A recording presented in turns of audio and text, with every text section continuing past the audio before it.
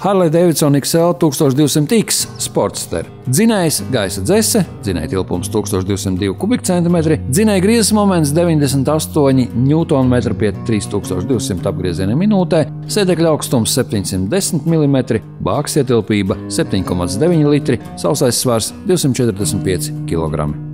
Tas labākais ir, ka mēs varam dažādus cilvēkus pilnīgi neierastā vidē ielikt iekšā. Un Artūru mēs esam nevis uz baiku uzsēdinājuši, tā, kur var izgāzt pa trasi, esam uzsēdinājuši uz Harley. Tiesa gan, tas kopsaucējs ir ar sportu, Sportsters. Šis 48. Sportsters, tu pirmo reizi laikam mūžā Harley braucis. Tā ir īstenībā, jā, lai gan braukts ar daudz un visu ko, bet Harley's tiešām ir tāda pirmā reize. Un kā? Cilvēkam, kur nekad nav braukuši, kāda viņiem būtu? Tev pirmie pārdzīvojumi, jeb tev pirmās sajūta? Īstenībā pirmā sajūta tāda ir, es, protams, daudz zinu par Harley nosacīt, ja? Bet tas ir Harley's. Jā, tāds ir. Tā ir skaņa, tā ir vibrācija, tā ir vadāmība, tā ir veids, kā tu sēdi uz motocikla. Tas ir Harley's. Jā, tas, teiksim, man nav nekāds baigais pārsteigums. Kaut kas ir noticies tāds, jā, es esmu uzkāpis uz Harley un aizbraucu. Ja mēs runājam salīdzinoši, ja tu esi redzējis vesternu un pēkšņi tu nonāci starp indiāņiem un zirgiem, tad tas, ko tu biji iedomājis, tas tā arī ir. Tas arī ir, jā, tieši tā.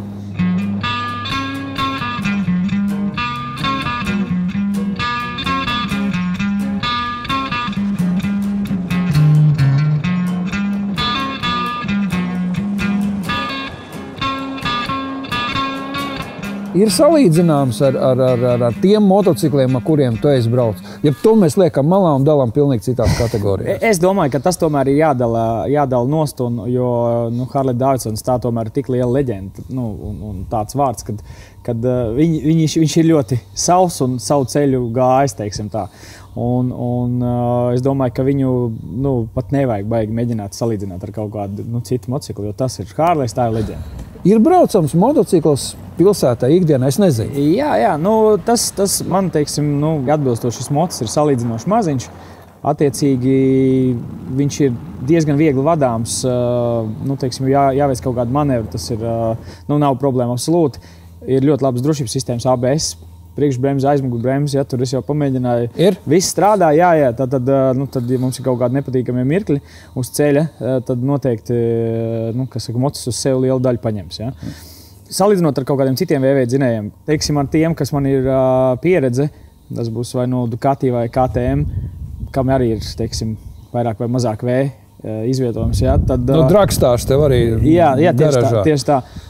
Šis ir tāds, viņam ir tā lielāka tā vibrācija, tas ir, ar ko tas Harley's arī īstenībā ir, kas ir viens no viņa tādām, viņu lietām. Ja? Good vibration, to sauc, labās vibrācijas. Labās vibrācijas, viņš tāds arī ir īstenībā.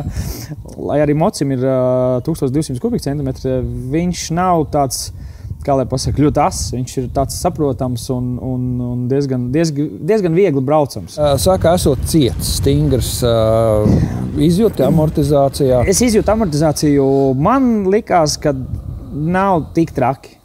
Pa lielam, man nelikās, teiksim, ka viņš pārāk ciets.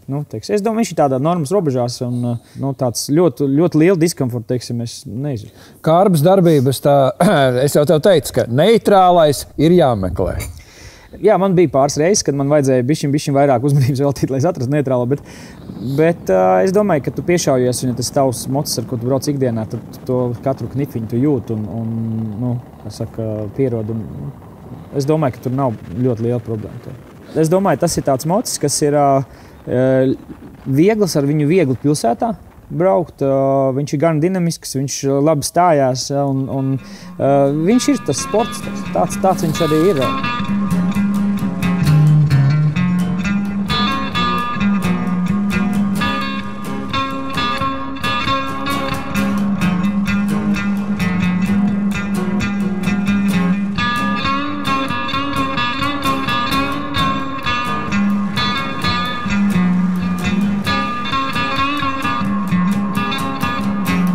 Ir kaut kādas, teiksim, tāda aizrādījuma, vēlētos ķēdi. Cits, starp citu, pārliek uz ķēdi.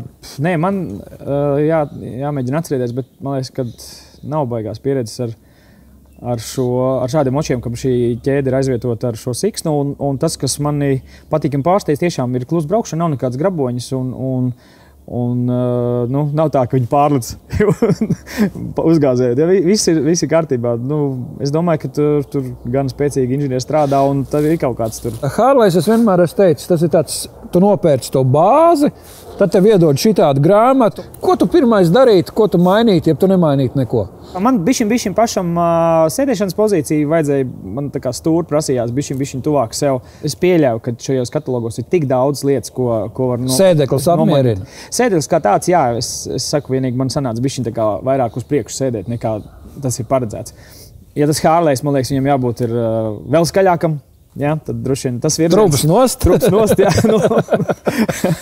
Tādas lietas. Un, tas ir, protams, labi. Mazā bāka. Nu, teiksim tā, pilsētai pieteikti. Pilsētai ok, jā. Bet arī jāskatās, man liekas, ka šis mocis ir vairāk tā kā pilsētas mocis. Tie spoguļi padusēs. Jā, starp citu, tā bija tāda lieta, kā man vajadzēja ļoti pierast. Jāskatās ne tur, kur tu esi iedomājies. Tu paskaties, kur tu esi pieredzis skatīties, ja tur ir asfalts vai kaut kas cits. Ja. Un ar laiku, kad tu pierodi, tas netraucē. Punkts 01, punkts 02, tu vienmēr vari nomainīt uz citiem. Nu. Par somām runājot, jāsaprot, vai mēs vairāk braucam pilsētā vai ārpus pilsētas un cik daudz mēs gribam ņemt līdzi. Pilsētā A4 tā dokumentu mapīte. Ja tu brauc uz savu ofīsu, es pieņemu, ka katram vidējam, kas var atļauties šādu mocīti, ir ofīs. Ofīs, jā. Kaut kādu vietu, kur glabāt kaut vai planšeti, jā. Planšetdatoru. Jā, tieši tā. Bet labā ziņa atkal ir, ka šie papildus aprīkojums ir ļoti bagātīgs un noteikti var izvēlēties katrai situācijai atbilstoši. Tā cena ir starp 7 un 8 tūkstoši, varbūt nedaudz vairāk 9 tūkstoši eiro. Tu maksāt tādu naudu par šo motociklu? Vai, formulēsim savādāk, vai tā cena atbilst tam, ko tu sajūti? Es domāju, ka tā cena ir. Man liekas, ka viņi gan saprotam, tāpēc, ka, kā jūs teicat, Harlejs tā ir leģenda. Ja tu gribi pievienoties leģendai, tev vajag ar kaut ko sākt. Ja? Un tas ir labs sākums, lai tu ieeji Harlej pasaulē, es domāju.